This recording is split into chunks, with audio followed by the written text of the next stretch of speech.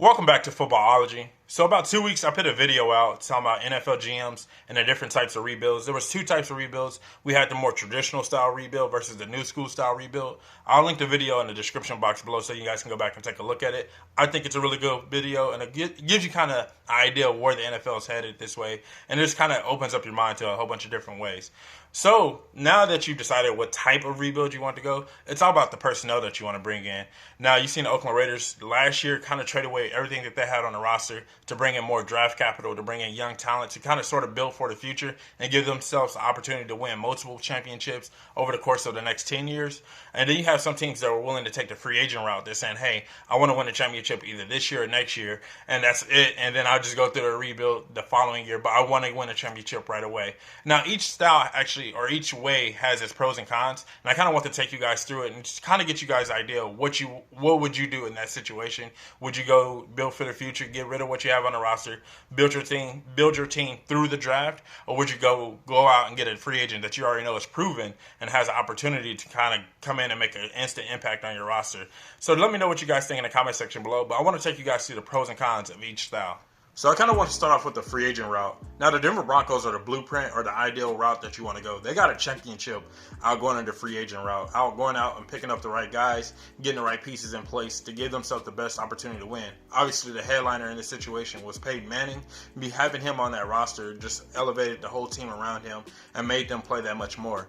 Now, when it comes to free agent route, there's a lot of cons to it. You have making sure you get the guy with the right scheme or fitting the right guy with the right scheme. Just because a guy performs somewhere else doesn't mean he's going to perform the same way when he's on your roster. Nnamdi Asomugha comes to mind. When he went from Oakland to Philadelphia, he just wasn't the same corner, and it was all scheme based. Yes, he played really well in Oakland. He was an amazing top elite corner in Oakland. But when he got to Philly, he just wasn't the same corner because it was a scheme change.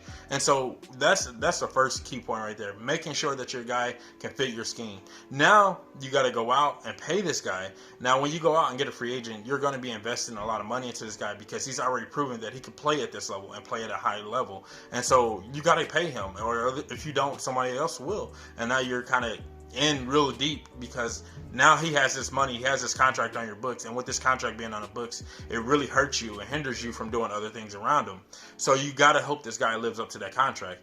And then the other thing that going to free agent route really hurts you on is because of that contract is the depth on the roster. Now, because you're paying this one guy so much money, if he goes down, you don't have that depth or the depth behind him to kind of pick up that slack, because now all your money's invested into one guy or a handful of guys. And so if you don't draft correctly, or if you don't bring in other guys on a cheap budget, or if guys don't fit your scheme, it just kind of goes for naught, and it really hurts you. And lastly, but not least, when it comes to the free agent route, as far as the cons goes, is that you have guys that are coming in and they want to win right away. And if they don't win right away, then they're just going to get mad and they want out. And so you got guys that come in, that win means that much more. They got to have these dubs. They got to get to the championship, or they're, because they're most of the time free agents are in the middle of their career or on the end of their career. So they're ready to win right now. They've had their fun. They've made their money. They want to win.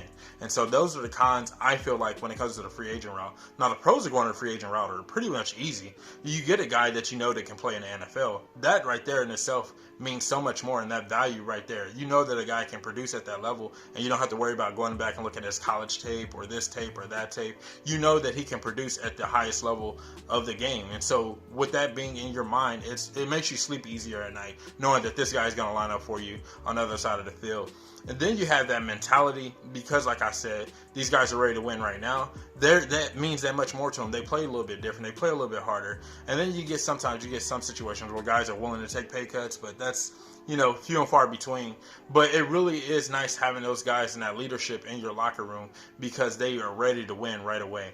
And really, it just depends on how you feel. The free agent route for me makes sense, and it seems really nice because you have that opportunity to win right away, and it gives you a higher chance to win ball games today versus, maybe 2 to 3 years down the road, or at least be competitive for championships down the road. So I feel like the free agent route is just, it's buyer's, choice at that point. Just what do you want to do? Now on to the draft route and going the draft process or going through the draft process. And the team that's really right in the middle of it right now are the Oakland Raiders. They're doing exactly what they need to do. They're in the middle of a rebuild and it's looking perfect for them. They went the NFL draft route. They decided to go draft their picks. Now the cons of drafting or going the draft route is missing on a guy. If you take, in the Oakland situation, they had 3 guys in the first round. If any of those guys temper off just a little bit, that hurts their rebuild and sets them back just a little bit more. And you can't afford that when you're doing that, going that route. As far as draft picks, you got to hit, you got to get your guy right away.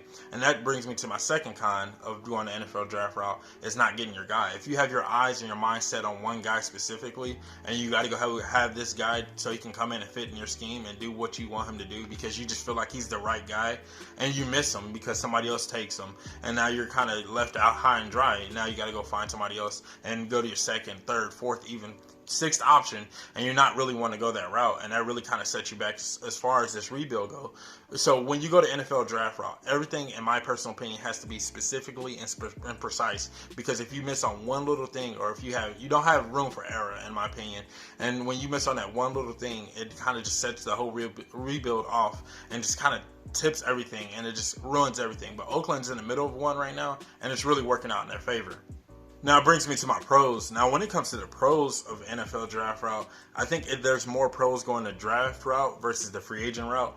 Now when you think about going the draft route, getting that hidden gem, getting that Tom Brady, getting that 6th round pick that's just going to blow it up for you, that Kareem Hunt, that Alvin Kamara, those guys that in the later rounds that nobody's seen. Travis Kelce went in the 3rd round, Tyrann Mathieu went in the 3rd round. These are elite players at their respective positions. And so when you get the strike on those guys, when you get that pick correct, you just look like a genius, and it really helps your team out so much more.